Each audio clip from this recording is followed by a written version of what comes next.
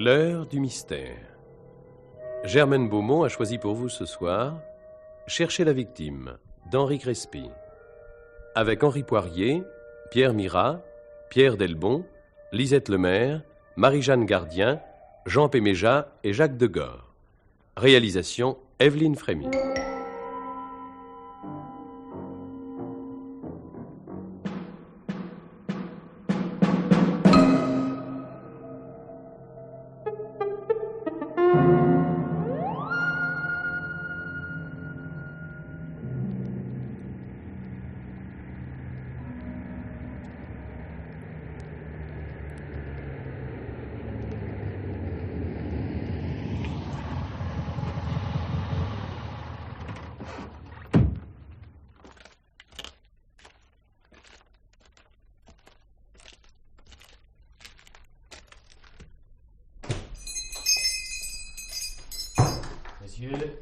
Bonjour, monsieur Ander. Bonjour, monsieur Ander. Donnez-moi un pastis, patron. Voilà. Et puis un verre pour monsieur Dartois, bien sûr. Ah, merci, Ander. C'est le beau temps aujourd'hui. Oui, hein, c'est bon pour le chantier. Tiens, remettez-nous ça, patron. Je viens de vendre une voiture, alors ça s'arrose. Hein. Et on dit que ça ne marche plus, la vente des bagnoles. C'est comme la construction. On finit ce qu'on a commencé. Allez, videz vos verres. Maintenant, c'est la tournée du patron.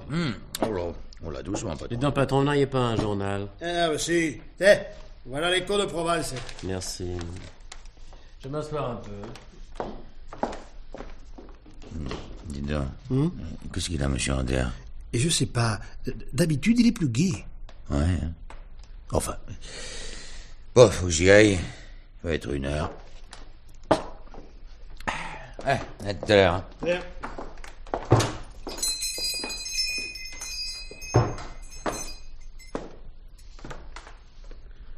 Ça ne va pas? Pourquoi est-ce que vous me demandez ça? Oh, pour rien. On avait l'impression que vous n'étiez pas dans votre assiette. Oui, un coup dur. Je peux pas en parler. Des fois, parler, ça fait du bien. Vous ne vous rendez pas compte. Tenez, versez-moi un pastis. Puisque vous tenez la bouteille. Votre femme ne vous attend pas? Non, ça n'a pas d'importance. Donnez-moi encore un verre. Vous allez vous faire du mal. Moi, je veux bien, c'est le commerce.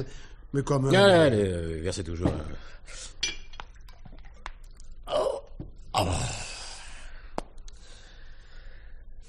Vous êtes seul?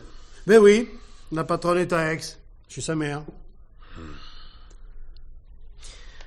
Je vais vous dire... C'est...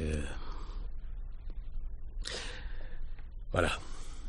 J'ai tué quelqu'un. Quoi? Qu'est-ce que vous dites? Vous avez très bien entendu. J'ai tué quelqu'un. Je suis un assassin.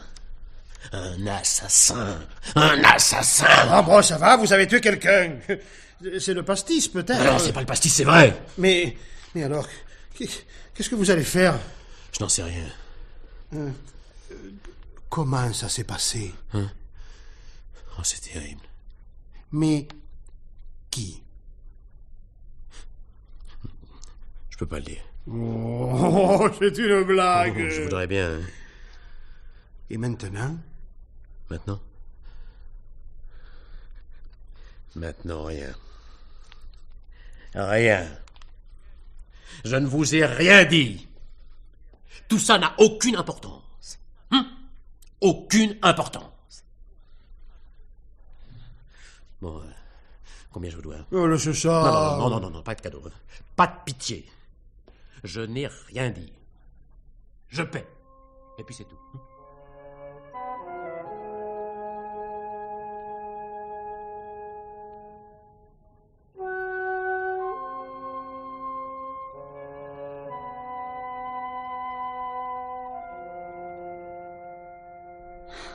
Allez, ferme, va, on va se coucher. Oui, tout de suite. Mais qu'est-ce que tu cherches encore dans le journal? Je regarde les faits divers. Non, c'est pas tellement pressé, tu peux aussi bien les regarder après. Tu n'as entendu parler de rien? Qu'est-ce que tu veux dire? Depuis que je suis rentrée, tu fais une drôle de tête. Mais non. Ben si, je vois bien. T'as pas l'air content. Qu'est-ce que j'ai encore fait? C'est pas toi. Mais qui alors? Tu dis rien, là. Écoute, tu connais Ander. François Ander, le vendeur de voitures. Oui, alors? Il est venu à midi. Il s'est proprement cuité comme un malheureux. Et alors? Et alors, il m'a dit qu'il avait tué quelqu'un. Ah oui? Qui ça? Qui ça? J'en sais rien, moi. Ah, ben alors, c'est pas drôle. Faudrait savoir, quand même. Ouais, tu en as de bonnes. Tu te trouves devant un type qui te dit « Je suis un assassin » et c'est tout ce que ça te fait. Mais c'est pas moi qui l'a tué. Mais heureusement encore. Alors, il faudrait savoir qui. Pourquoi faire? Mais ce serait plus intéressant.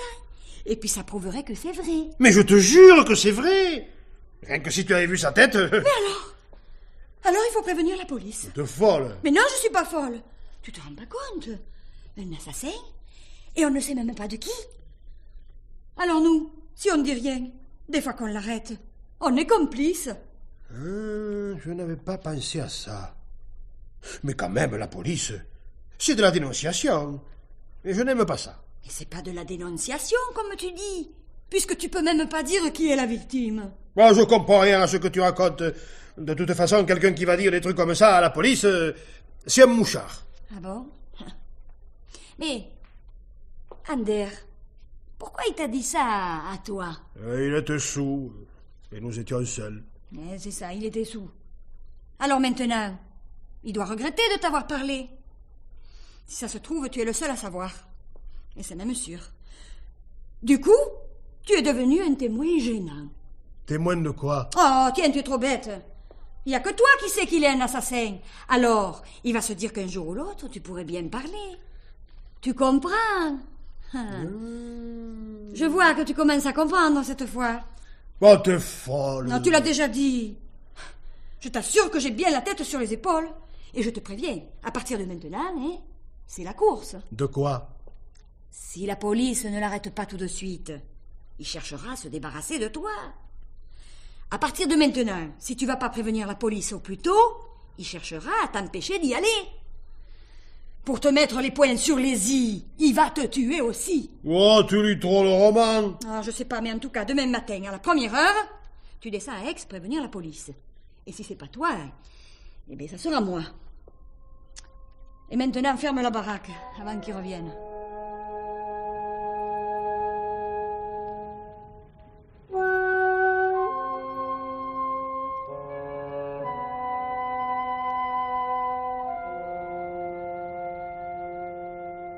Bonjour. Il y a de neuf ce matin? Ben, justement, patron. Il y a une espèce de dingue qui était déjà là ce matin à 7h et que le brigadier de service nous a gardé. Qu'est-ce que c'est? Le patron d'un bistrot à Puy-Ricard. Oui. Il dit, sans le dire, qu'il connaît un type qui aurait tué quelqu'un. C'est vague. Oui, je lui ai fait remarquer. Il veut bien le reconnaître. Bon, et alors? Ben, il est toujours là. À mon avis, c'est le genre de villageois qui a envie de se débarrasser d'un voisin, mais qui ne sait pas comment s'y prendre, alors il l'accuse de n'importe quoi. Je n'ai pas voulu le faire coffrer pour diffamation sans votre permission. Eh ben, s'il est là, faites-le venir. On verra après, hein? Bien, patron. Hé, entrez, monsieur le commissaire veut vous voir.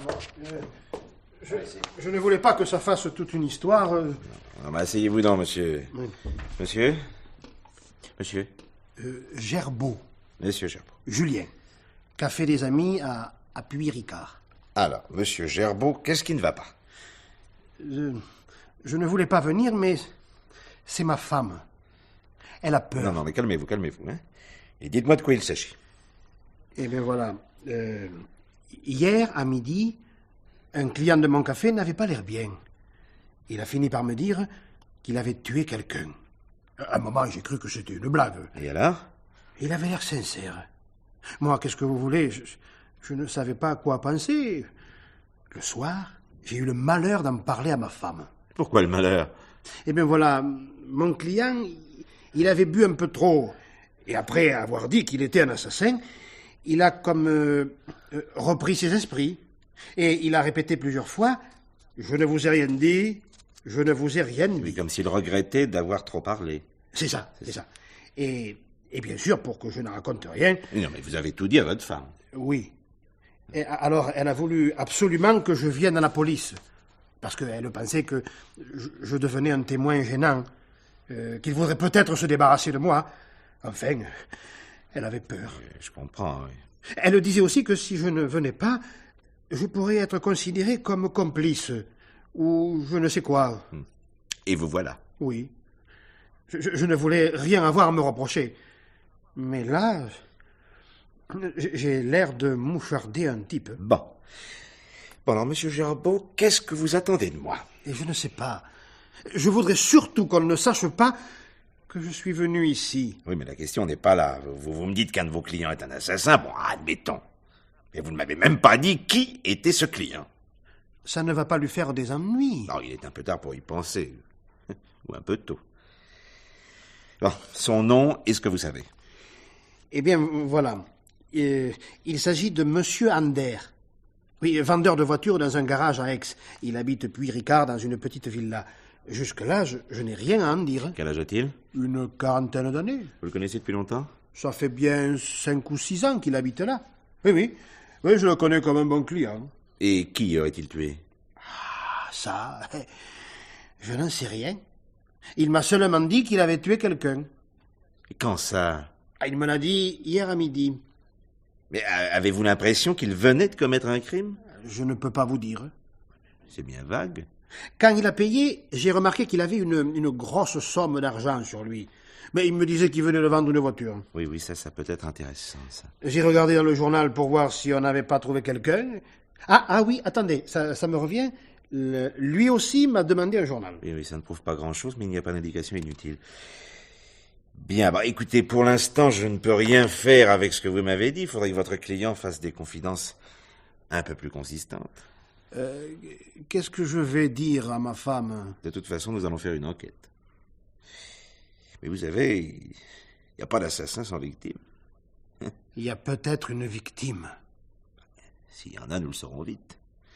Généralement, on nous signale plutôt des victimes ou des disparitions. Nous allons vérifier tout ça.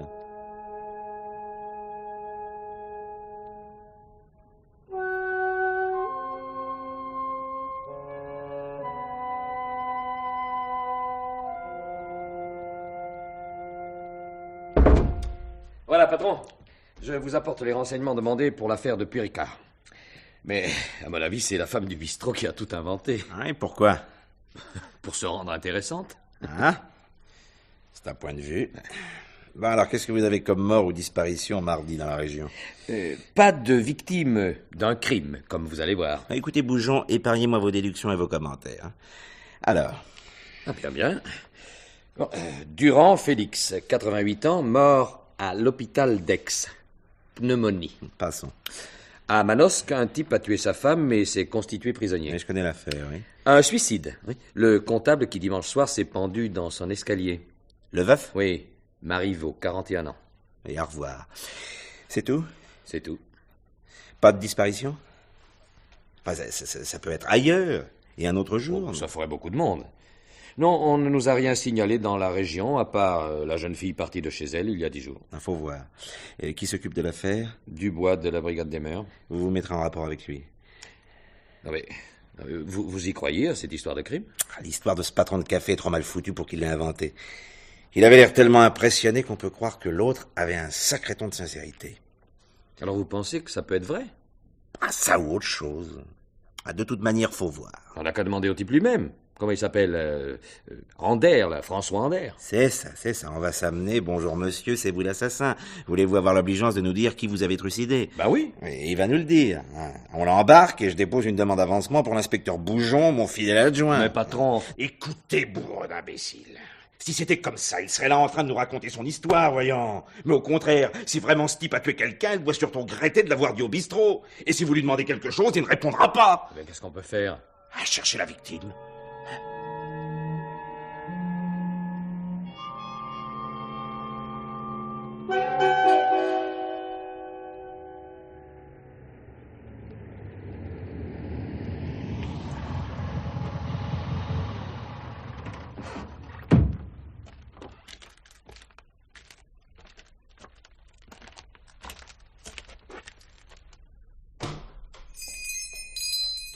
Bonjour, monsieur Ander. Bonjour. Un pastis, patron. Vous avez encore vendu une voiture? Non. Aujourd'hui, c'est comme ça. Bon. Alors, puisque c'est comme ça, je paye ma tournée. Ah non, je vais pas prendre une cuite tous les midis. Hein. Alors, qu'est-ce que je fais? Mais rien. Il faut que je file, c'est déjà tard. Hein. Ça a l'air d'aller mieux qu'hier, hein? Bah, je comprends ça. Hier, je croyais avoir tué quelqu'un. Alors, ce n'était pas vrai? Non, je vais vous dire. Dimanche, j'étais allé aux champignons, j'en avais porté un panier chez des amis. Et lundi, on m'a dit que mon copain avait été empoisonné. Alors, j'ai cru qu'il était mort. Mais c'était rien du tout, une colique de rien. Non, il se porte comme vous et moi. Tout va bien, alors? Eh bien, tout va bien. Ah, mais j'aime mieux ça, hein? Allez, ça s'avance.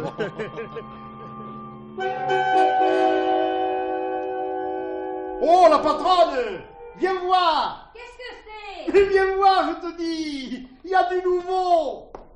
Qu'est-ce qu'il t'a dit, Ander? Je l'ai vu avec toi au comptoir. Eh bien, Ander, il avait cru avoir tué quelqu'un, mais il n'a tué personne, voilà. Hein? Son mort, il est ressuscité? Quelque chose comme ça. Il avait porté les champignons à un ami qui n'en est pas mort. Bon, il faut que je fasse quelque chose, hein. Téléphone à la police. Tu as raison, je vais téléphoner tout de suite.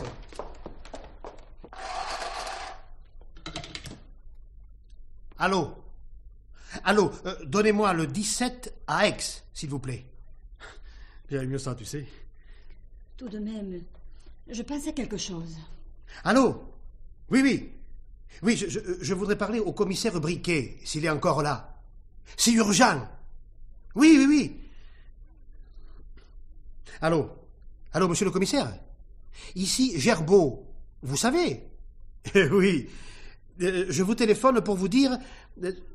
Je viens de voir celui dont je vous ai parlé hier. Eh bien, il n'a tué personne.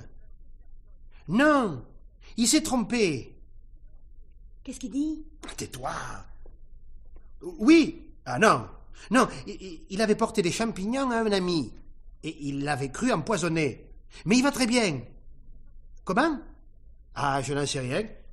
Vous pensez que je ne lui ai pas demandé? Hein? Mais ça ne sert plus à rien. Bon. Bien, monsieur le commissaire. Oui, monsieur le commissaire. Alors? Il n'a pas l'air d'aimer l'histoire des champignons. Il arrive. Ici? Oui, et tout de suite. Il a demandé si on pouvait lui faire à manger. Et quoi? Oh, ce que tu voudras. Mais pas de champignons, hein? J'ai de la saucisse. Bon. C'est quand même formidable. Tu vois ce que je te disais, hein? Quoi? Mais c'est toi qui as voulu que je téléphone. Il fallait pas mêler la police à tout ça. Hein?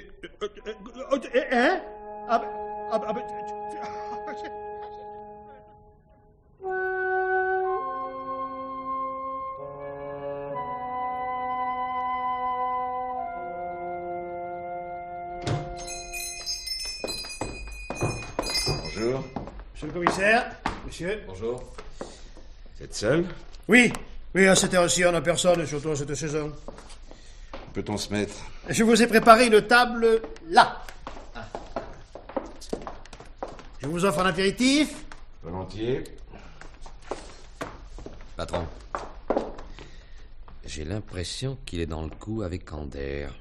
Bougeon, je me suis toujours demandé à quoi vous serviez. Quoi, c'est pas une bonne idée? Vous m'aidez à procéder par élimination. Chacune de vos suggestions est d'évidence une hypothèse à écarter. Et alors?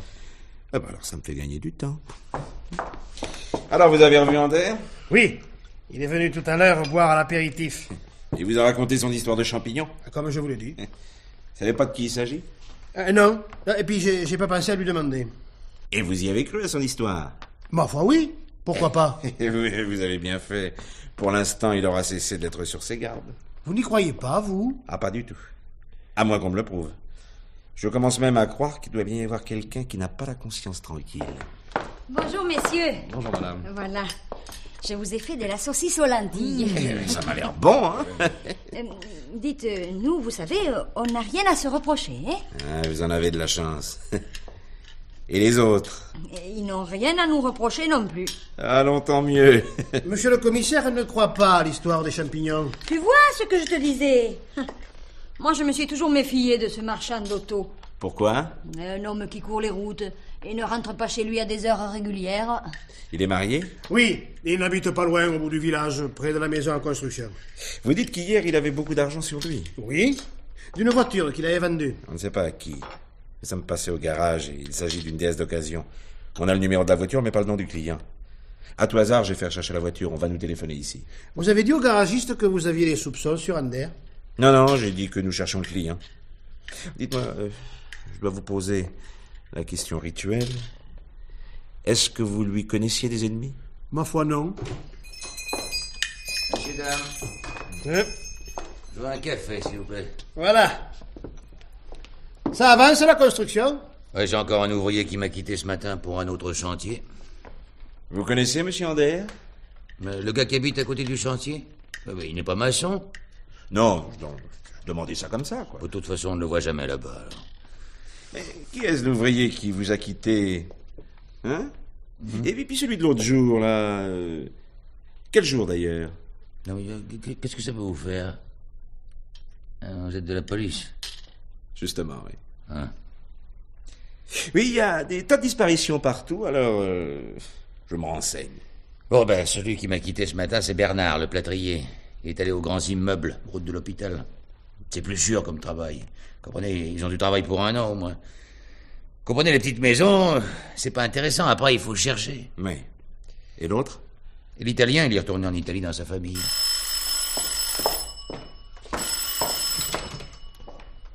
Oui, café des amis. Il est là, je vous le passe.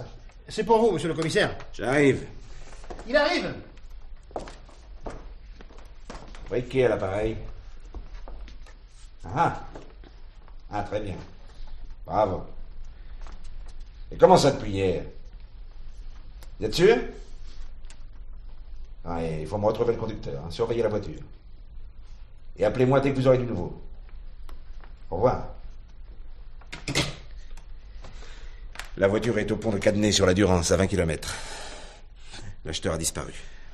Cette fois-ci, patron, on a une bonne raison de voir Ander pour lui demander ce qu'il en a fait. Non, pas si vite. La voiture est en panne et son conducteur peut très bien venir la chercher. C'est lui qu'il faut voir d'abord, mort ou vif. Oh, vos lentilles vont refroidir. Ah, vous avez raison. J'arrive. Dedans. Elles sont très bonnes, hein? Bon, moi, je retourne au chantier. Je passerai peut-être vous voir. Comme vous voulez. Salut tout le monde. Dites-moi, Gerbeau. Je ne veux pas encore alerter votre client. Vous allez le revoir? Bon, il y a des chances, hein. Alors faites-le parler de n'importe quoi. Offrez-lui à boire. Tâchez de lui faire dire où se trouvent des champignons et à qui il prétend en avoir apporté. Parlez-lui d'argent, d'amis, de femmes, enfin. Il en sortira bien quelque chose. J'aimerais mieux laisser tomber. Alors, nous allons directement chez lui. Mais... il va se douter que si nous venons, c'est parce que vous avez parlé. Non, monsieur le commissaire, ça. non, il fera comme vous dites. Écoute, Julien, c'est pas bien difficile pourtant. Et vous, madame, vous connaissez sa femme? Bon, un peu comme tout le monde. Alors vous lui parlerez aussi. Qu'est-ce qu'elle fait? Et elle est coiffeuse.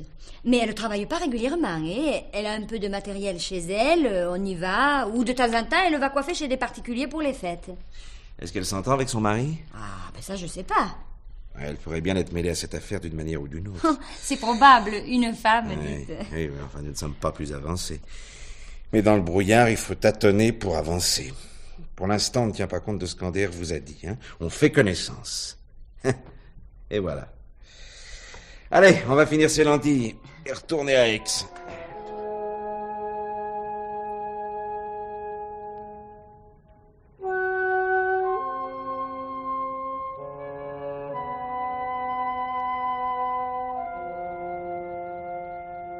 Voyez-vous, Bougeon, ce qu'il y a de terrible dans une enquête, c'est que tout est possible. Dans une ville, tout le monde a pu rencontrer tout le monde. Presque sans raison. Et si je vous demande quand vous avez rencontré Marivaux, le comptable, vous me répondrez... Je ne l'ai jamais vu. Où étiez-vous dimanche, à 4 heures? Ça, je le sais. Vous ne pouvez pas me coincer. J'étais au Cinévogue. Qui était à côté de vous? Un spectateur. Pouvez-vous jurer que ce n'était pas Marivaux? Non, puisque je ne le connais pas. Qu'avez-vous fait en sortant? Je me suis promené sur le cours Mirabeau. Et lui? Mais puisque je le connais pas... Non, Bougeon, écoutez-moi bien. Et ne m'interrompez pas. Bien, patron. Pendant l'entracte, vous avez bavardé avec votre voisin. Ben non. Ouais, il a acheté des bonbons et vous avez remarqué que son portefeuille était plein d'argent. Vous êtes sortis ensemble. En sympathisant, vous l'avez accompagné. La rue était vide, la maison aussi. Et brusquement, une idée vous vient. Vous montez l'escalier derrière lui. Vous retirez votre cravate. Et brusquement, vous la lui passez au cou, vous l'étranglez et le pendez dans son escalier. Vous prenez l'argent et adieu. Bougeon, je vous arrête pour le meurtre de Pierre Marivaux, comptable. Mais enfin, patron, mais c'est une histoire de fou. Ce n'est pas fini. Connaissant votre goût pervers pour les jeunes filles, arrivé dans la rue, vous rencontrez Micheline Buzard, 17 ans, aguichante petite personne. Vous avez l'argent que vous venez de prendre au comptable, vous lui proposez de faire du cinéma, ou Dieu sait quoi. Vous l'entraînez Dieu sait où, et... Enfin, vous la tuez. Taisez-vous, Bougeon. Vous avez été surpris par un ouvrier du bâtiment dont vous vous débarrassez aussitôt en l'enterrant près de la jeune fille. Vous vous enfuyez et arrivé sur la route, vous faites de l'autostop. Mais le conducteur est trop curieux. Vous faites arrêter sa voiture au bord de la Durance, vous assommez le conducteur et l'envoyez dans la rivière, puis vous sabotez la voiture. Vous n'allez pas me dire que... Je dis seulement que tout est possible. Voilà. Non, je cherche un point de départ. Ouais, si je comprends bien, Ander a tué tout le monde. Non, je m'entraîne à faire comme vous, je vois des solutions partout. C'est-à-dire nulle part, tant qu'il n'y a pas de preuves. Il faut tout vérifier. Oui, mais c'est pas pratique d'interroger des morts et des absents. Je dis n'importe quoi, j'attends l'étincelle, ce petit bout de rien d'où nous pouvons partir. Je gagne du temps en attendant les nouvelles de la voiture. Mais je voudrais bien savoir ce qui se passe à Puy-Ricard pendant ce temps-là. Tiens. J'ai une idée.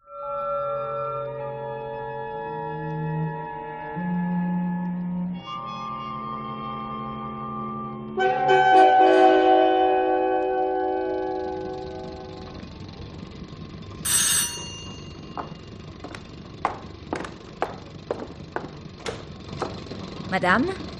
Oh, bonjour, Madame Gerbeau. Entrez. Je vous dérange pas, au moins? Non, pas du tout, non. Bon. Qu'y a-t-il pour votre service? Eh bien, je vais avoir un repas de famille. Alors, je venais voir si vous pourriez pas me donner un petit coup de peigne. Ah, quand ça? Eh bien, maintenant, si vous pouvez. Ah, c'est-à-dire... Non. Si, après tout, tenez, venez par là. Ah, bon. Voilà, installez-vous. Vous comprenez, c'est surtout pour mon mari. Dans ces cas-là, il préfère que je m'arrange un peu. Oui, c'est bien normal, oui. Oh, vous savez, les hommes, il faut se faire belle pour les autres, mais à la maison, ils n'y regardent même pas. Oh, vous croyez? Et votre mari, il n'est pas comme ça?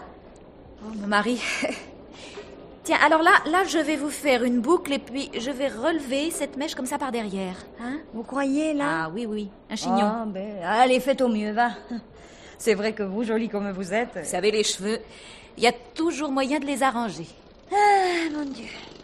Voilà. On a tous nos embêtements, pas vrai? Eh oui. Dites, ça vous gêne pas, le bruit du chantier à côté, là? Oh, ça tient compagnie. Ah, ça doit pas être drôle tous les jours, sans enfant, avec un mari tout le temps sur les routes. Mon mari, vous savez, il est bien où il est pour ce que j'ai à en faire. Il est pas gentil? Si, très gentil. C'est qu'il a peut-être des soucis. Oui, je sais pas. C'est vrai que le mien, je l'ai toute la journée à la maison. Heureusement que nous avons le commerce. Les clients, ça l'occupe. On le voit quelquefois, votre mari.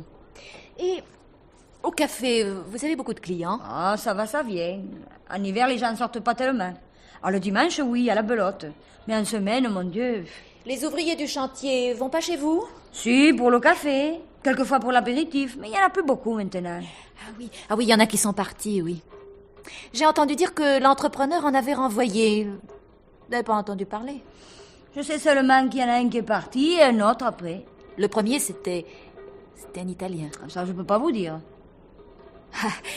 En coiffant comme ça, vous savez, on s'intéresse à tout. Eh, bien sûr. Et ça marche un peu, la coiffure? Oh, je pourrais m'installer mieux, mais ça poserait des problèmes d'impôts. Ah, ouais. J'ai vu un comptable qui m'a expliqué tout ce que ça me coûterait d'ouvrir un salon de coiffure. Alors pour moi, ici, c'est pas possible. Ah, je sais ce que c'est avec le commerce. On ne peut pas y arriver. Ça doit bien être pareil pour la vente des voitures. Oui, madame, dans tout.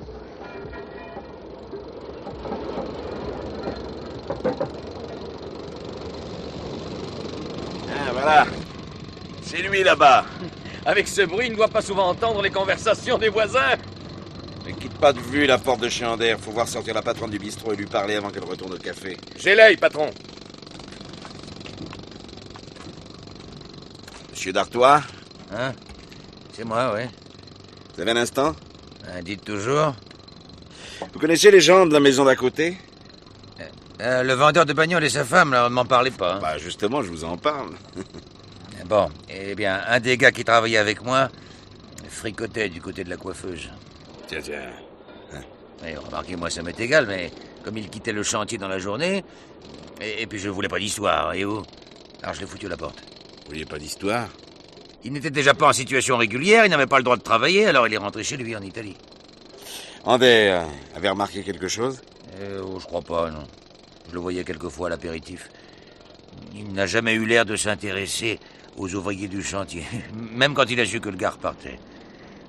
D'ailleurs, je crois qu'il s'intéressait pas non plus à sa femme. Qu'est-ce qui vous fait dire ça? Oh, je l'ai vu en ville avec une jeunette. Il n'avait pas l'air de s'embêter, d'ailleurs. Patron, il y a la mère Gerbeau qui s'en va. Bon, allons-y. Merci, monsieur Dartois. Non, il n'y a pas de quoi.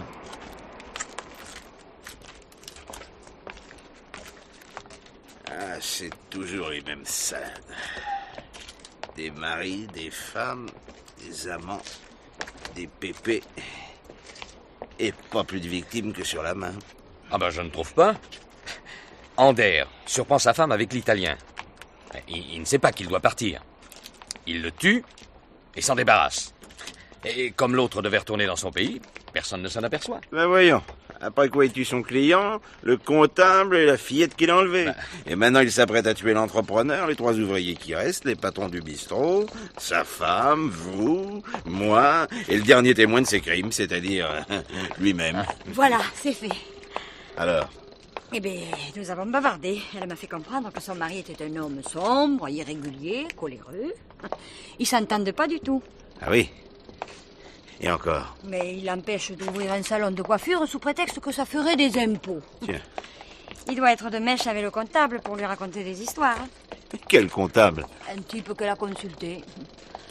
Moi, j'ai l'impression qu'elle a dû avoir une aventure avec ce comptable, hein. Quoi? Elle vous l'a fait comprendre? Ah oui, et puis son mari, c'est un jaloux, hein. Elle vous a pas parlé de la maison en construction? Enfin, des gens qui travaillent là? Non, je vois pas. Elle m'a seulement dit que ça faisait du bruit. Vous n'avez pas eu l'impression qu'elle vous cachait quelque chose? Bon, sûrement. Des femmes comme ça, elles disent pas tout, hein. Il y a longtemps que je l'ai remarqué. Bon, ben, je vais passer la voir. Vous allez tranquillement retourner à votre café. Bon. Essayez de retenir Ander le temps que nous arrivions. Mais c'est ça, entendu, monsieur le commissaire, j'y vais. Eh ben moi, je commence à croire que cette histoire de comptable qui s'est pendue... Mais vous ne savez même pas si c'est le même.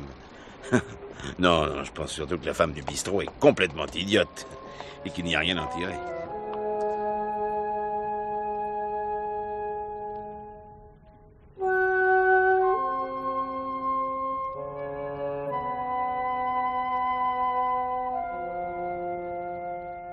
Je vous sers beaucoup d'eau? Jusque-là. Oui, comme ça, merci. Qui sont ces 2 types qui se baladent dans le village depuis ce matin? Ben, je sais pas trop. Il n'était pas déjà ici, hier à midi? Oui, c'est ça, ils étaient là. Ils ont mangé des saucisses aux lentilles. On dirait des inspecteurs de police. Hein? À quoi voyez-vous ça? Une idée que j'ai. Qu'est-ce qu'ils cherchent? C'est peut-être les promeneurs. N'auriez pas été des fois raconté à la police? Quoi, monsieur Ander? Ah, ne faites pas l'idiot! Vous savez très bien de quoi je veux parler. Moi? Oh! Et à quoi ça va vous servir, hein? Je peux vous accuser de diffamation pour me nuire. Et vous perdriez tous vos clients parce qu'on n'aime pas les mouchards. Oh, prenez-le sur notre temps, hein! Moi, je n'ai tué personne! Et moi non plus! D'ailleurs, je n'ai rien dit à la police! Oui, on va savoir tout de suite si vous êtes un salaud ou pas! Mais qu'est-ce qui se passe, enfin, monsieur Ander? Mon mari ne vous a rien fait. Qu'est-ce que vous en savez, hein? Qui a dit qu'il m'avait fait quelque chose? Alors vous aussi, vous êtes au courant? Mais puisque vous n'avez tué personne, Et qu'il n'y a pas de victime. Mais je l'ai dit que les champignons n'étaient pas mauvais. Ah, parce que vous avez aussi raconté l'histoire des champignons. Mais ça n'a pas suffi. Et maintenant, on va avoir les flics sur le dos, avec vos bavardages. Tiens, d'où sortez-vous? Comment d'où je sors? Oui, c'est une maladie de famille de ne pas savoir ce que vous faites, hein. Il y a 1 heure, vous n'aviez pas cette coiffure, non? Vous n'avez quand même pas été chez un coiffeur à Aix. Et ici, je n'en connais qu'un. Ou plutôt une. Et alors? Je viens de me faire coiffer par votre femme. C'est pas un crime, non? Qu'est-ce que vous cherchez tous les deux? Vous pouvez pas me laisser tranquille, non? Ah, vous arrivez bien. On va pouvoir s'expliquer. Parce que naturellement, vous êtes de la police. Hein. Naturellement. Et ces 2 imbéciles ont été vous chercher en disant que j'avais tué quelqu'un. Pourquoi? Vous avez tué quelqu'un? Mais non, c'est une blague. Enfin, pas tout à fait, non. J'ai dit ça comme ça. Mais ils ont dû vous parler aussi des champignons. Et alors, ces champignons? Et pourquoi me cherchez-vous? Qu'est-ce que vous me voulez, au juste? Je vous trouve bien nerveux. Non, je serais à moins. On vous traite d'assassin et on vous colle la police à vos trousses. Voilà des histoires. Moi, je cherche un type à qui vous avez vendu une voiture. Quoi? Oui. Non, je ne veux qu'un renseignement et vous me sortez un discours abracadabrant avant même que j'ai eu le temps d'ouvrir la bouche. J'avais cru... Je suis tranquillement passé chez vous et votre femme nous a dit que vous étiez sans doute ici. Ma femme? Et qu'est-ce qu'elle vous a dit d'autre? Écoutez-moi bien, monsieur Ander. Je suis venu pour une raison particulière. Je ne sais pas encore pourquoi vous vous agitez comme ça, mais de toute manière, c'est moi qui pose des questions. Oh, ça va, je me suis trompé, mais tant que je n'ai rien dit... Oui, on parle, et après on prétend que l'on n'a rien dit. Passons. Mardi, vous avez vendu une voiture d'occasion. J'ai failli vendre une voiture. Comment vous avez failli? Nous avons trouvé une DS dans les 34 82 BU 13 abandonnée au pont de Cadenet. C'était bien la voiture que vous avez prise au garage mardi matin? En effet, oui. Vous étiez parti chercher un acheteur? Oui, mais je ne l'ai pas trouvé. J'avais rendez-vous avec lui dans un café à Cadenet. La voiture est tombée en panne, j'ai pas pu y aller. Non, mais attendez. Qui était cet acheteur? Un homme venu par hasard au garage, je le connais pas. Il n'a pas dit son nom? Et pourquoi faire? Quand on achète quelque chose, on ne donne son nom qu'en cas de crédit. Alors vous ne savez rien de lui? Eh non, rien. Et vous abandonnez une voiture au bord de la Durance. Comment êtes-vous revenu? En stop. Un automobiliste m'a vu en panne et m'a ramené à Aix où j'ai repris ma voiture. Oui, naturellement, vous ne savez pas non plus qui c'était. Ah non, j'ai pas demandé son nom. Et la voiture? Je suis allé la chercher ce matin. Comment ça? Avec la mienne et un mécanicien du garage qui l'a réparée. Mais c'était pas très grave. Comment? Vous avez ramené la voiture? Et il n'y avait personne sur place? Ben non. Qui? Ah si, j'ai vu une voiture de police au carrefour. Ah. Et alors? C'est tout. Bougeons. Téléphonez tout de suite au poste et demandez des nouvelles. Allez à la cabine. Bien, patron. Bon, alors, mardi, en revenant de Cadenet, vous êtes venu ici. Oui. Mais monsieur Ander, Oui. quand vous êtes arrivé, vous nous avez dit que vous veniez de vendre une voiture. Ah, mais c'était pas celle-là. Vous en aviez vendu une autre? Oui. Vous savez à qui? Oui, un professeur de la faculté.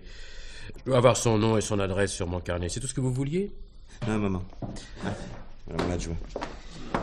Alors? Oui, alors, ils m'ont dit qu'ils avaient vu arriver une voiture avec 2 hommes, un mécanicien et un autre. Ils ont relevé le numéro de la voiture, c'est celle de monsieur Ander à Puy-Ricard. Évidemment, puisque c'était moi. Ça ne nous donne pas l'acheteur qui a disparu.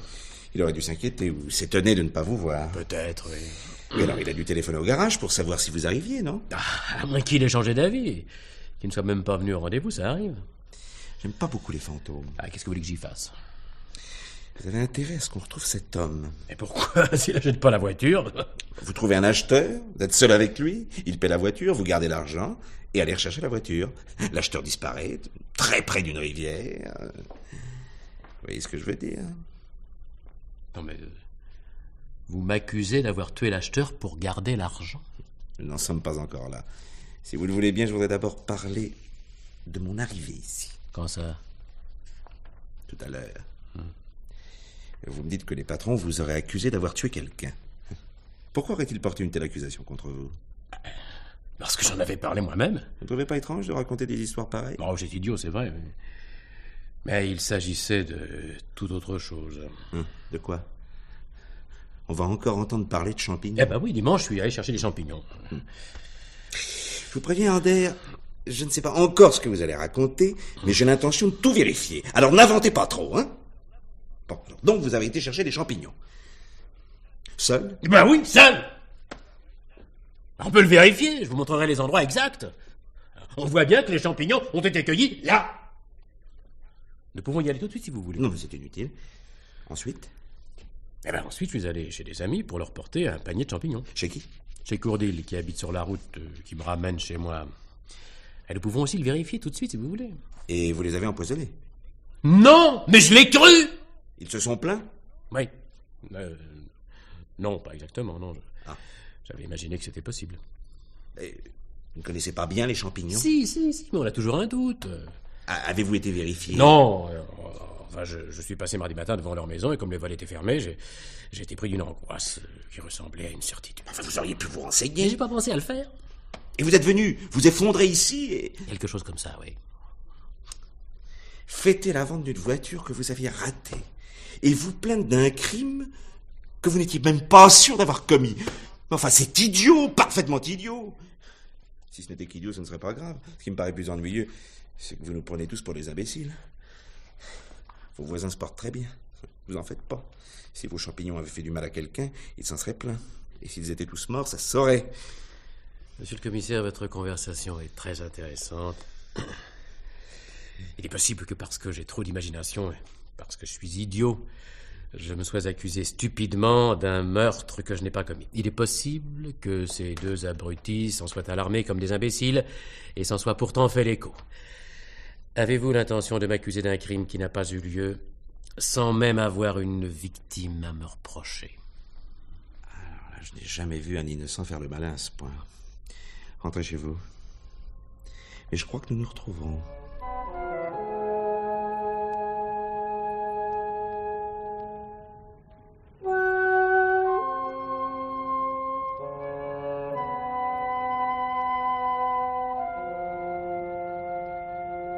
Décidément, faut pas être trop pressé. Chaque jour apporte sa petite solution. Le comptable qui s'est pendu n'était pas celui que connaissait Madame Ander, et la jeune fille est revenue de son escapade. Oui, patron, mais il ne nous intéressait pas vraiment. Pour moi, on va retrouver le fameux client flottant quelque part sur la Durance. J'en crois rien. Mais c'est évident. Ander a vendu la déesse et gardé l'argent en récupérant la voiture. Mais non, il n'aurait pas laissé la voiture au bord de la Durance pour qu'elle attire l'attention. Mais puisqu'elle était en panne... Il s'en sera occupé tout de suite. Non. Il veut nous faire croire qu'il a tué l'acheteur parce qu'il sait que personne ne le fera porter disparu. Parce qu'il sait aussi qu'on ne le retrouvera pas dans la Durance. Parce que sans victime, on ne peut pas arrêter l'assassin. Rien de tel que les fausses pistes. Il a bien essayé une histoire de champignons. Ah. Alors qu'est-ce qu'on fait? Mardi, il avait plein d'argent dans son portefeuille. Et la voiture qu'il avait vendue avant la déesse, il l'a payée au garage. Lundi. Alors l'argent de mardi venait d'ailleurs. C'est ça qui m'intéresse.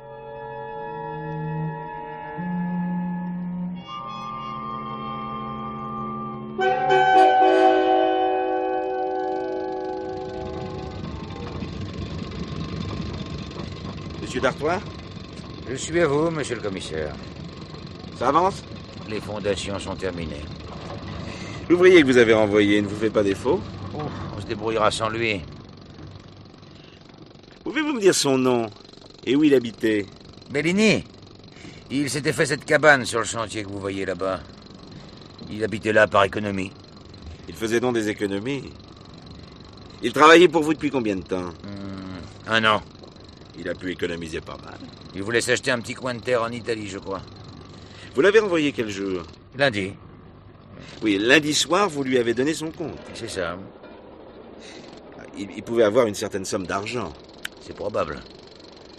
Quand est-il parti? Il devait s'en aller mardi matin très tôt. Je ne l'avais pas autorisé à rester là. Il avait un train qui l'emmenait en Italie à 7h du matin, à Marseille. Quel moyen avait-il d'aller à Marseille?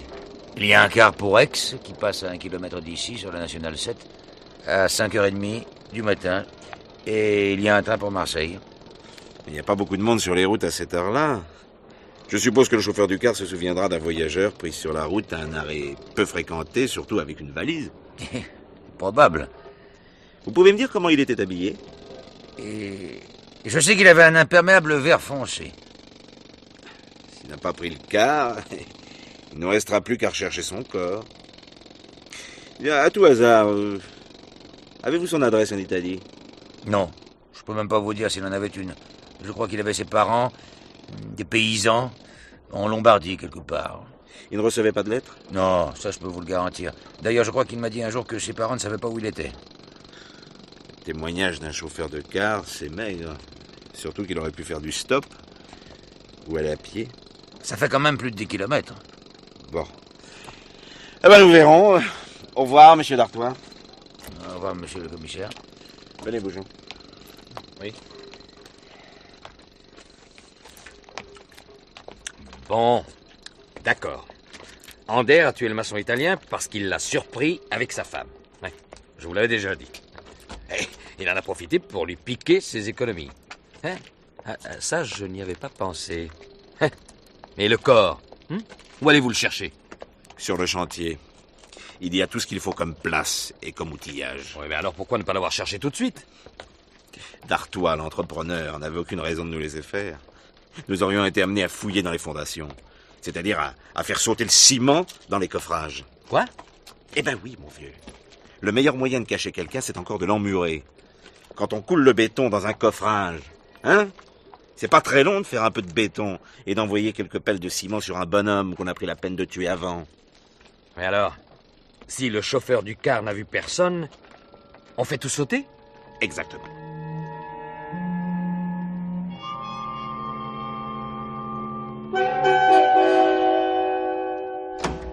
Patron! Alors? Mauvaise nouvelle pour vous. C'est-à-dire? Mais bonne pour l'Italien. Chauffeur du car. Oui, il est formel. Il a pris un homme mardi matin à 5h30 avec un imperméable vert et une valise. Oui, et ce n'est pas tout. Au guichet de la gare, l'employé se souvient parfaitement avoir fait un billet pour une ville italienne à un homme porteur d'un imperméable vert mardi matin à 6h. Il a même fait enregistrer sa valise. Aïe, pour une fois que je croyais à quelque chose. Et ce n'est pas fini. L'acheteur de la déesse est revenu au garage pour voir ce qui se passait. Oui, il revient de voyage, mais le garagiste l'a parfaitement reconnu. Tout est à refaire. J'ai bien envie de mettre le dossier de côté jusqu'à de nouveaux aveux de François Ander. Mais après tout, il n'a peut-être tué personne. Oh, ça m'étonnerait. Bon, j'ai une course à faire. Après, nous allons lui rendre une dernière visite.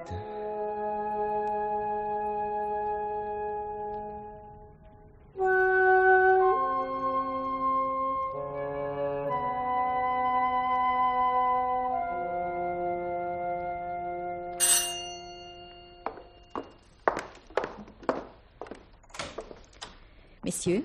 Est-ce que votre mari est là? Oui, entrez.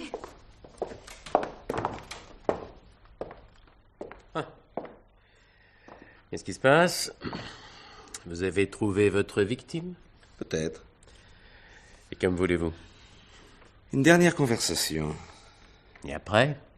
Et après, on n'en parle plus. Bon, alors allons-y. Mardi, vous aviez pas mal d'argent avec vous? Ben, c'est possible, oui.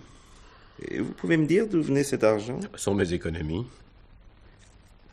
Les vôtres? Oui. J'avais l'intention de les porter à la banque. Oui, lundi soir, vous n'êtes pas sorti. Non, je suis resté là. Qu'est-ce que c'est que ça? Non, c'est rien, ça vient du chantier. Qu'est-ce qu'ils font sauter? Oh, peut-être le bas d'un mur à refaire. Bon. Et alors? Ander, vous aviez beaucoup de raisons d'en vouloir à Mario Bellini. Vous savez, l'ouvrier italien qui travaillait sur le chantier. Il courtisait votre femme. Quoi? Ne faites pas l'étonner. Bon, en admettant. Il est parti pour l'Italie. Je n'avais plus aucune raison de m'inquiéter. En effet, vous avez appris son renvoi du chantier et son intention de rentrer dans son pays. Il devait partir mardi matin très tôt. On m'avait dit qu'il devait prendre le car et le train. Vous n'avez qu'à vous renseigner. Qui vous l'a dit? Lui? Dartois ou votre femme? C'est moi qui le lui ai dit pour qu'il ne s'inquiète plus. Bon. Je me suis effectivement renseigné, le chauffeur du car s'en est souvenu et l'employé de la gare aussi. Eh ben alors! À la réflexion, ce qui m'a surpris, c'est qu'il ait fait enregistrer sa valise, qui ne devait pas être tellement lourde. C'est pas dans les habitudes d'un ouvrier de se séparer d'une valise, si elle ne l'encombre pas particulièrement. Il devait changer de train, il n'a peut-être pas envie de se promener avec une valise dans la gare Saint-Charles. Peut-être, mais cette idée m'a beaucoup ennuyé. Alors je me suis renseigné un peu plus loin. Nous sommes déjà samedi. Et depuis mardi que cette valise est arrivée en gare de Milan, en Italie, personne n'est venu la réclamer. Moi, je veux bien qu'on se sépare de sa valise, mais à ce point. Où voulez-vous en venir? À ceci. S'il n'était pas parti, et si quelqu'un portant son imperméable et sa valise avait pris le quart à sa place, un billet à sa place, et enregistré la valise à sa place. Oh, c'est de la folie, mais... Ou de la précaution. Quitte à retirer l'imperméable et sortir de la gare, remonter ici avec une déesse restée à Aix lundi soir, et faire brûler cet imperméable sur un chantier comme un vulgaire chiffon. Un imperméable, ça ne fait pas tellement de cendres, mais quand même. Vous voyez où je veux en venir? Je ne vois rien du tout. Et si l'homme qui en voulait à Mario Bellini avait joué ce jeu après l'avoir tué dans la nuit de lundi à mardi, et après l'avoir enfermé dans du mortier coulé dans le coffrage du mur de soubassement de la maison. C'est du roman, voyons. Il en aurait profité pour prélever sur le pauvre homme les économies destinées à acheter un morceau de terre en Italie. Allez donc ouvrir. Vous saurez tout de suite si vous avez une chance de vous en tirer.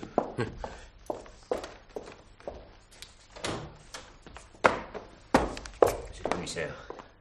Alors, C'est affreux. il y était, n'est-ce pas? Mario. Pris dans le mortier du mur de soubassement. Vous aviez raison. Oh. Ander, vous avez quelque chose à dire? C'est terrible de tuer quelqu'un. De le faire disparaître. J'ai bien fait de tout dire au café. J'aurais pas pu vivre comme ça. Allez, emmenez-le. Hein, voyez-vous, Bougeon, quand on tient un assassin, faut bien chercher une victime.